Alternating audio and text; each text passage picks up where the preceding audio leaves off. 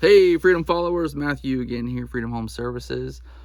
Wanted to just show you why we are picky and that we call out really silly stuff like needing to seal penetrations around your exterior of your home, pipes and gas pipes and anything that penetrates through the siding should be sealed. And we're in a crawl space that's actually tall, so we're able to see what the inside of the wall might look like if you don't maintain that sealant.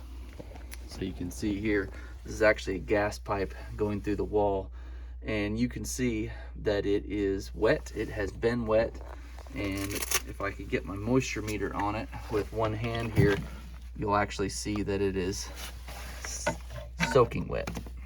Look at that. So make sure you maintain the exterior of your home by sealing all penetrations. Hope this was helpful. Have a great day.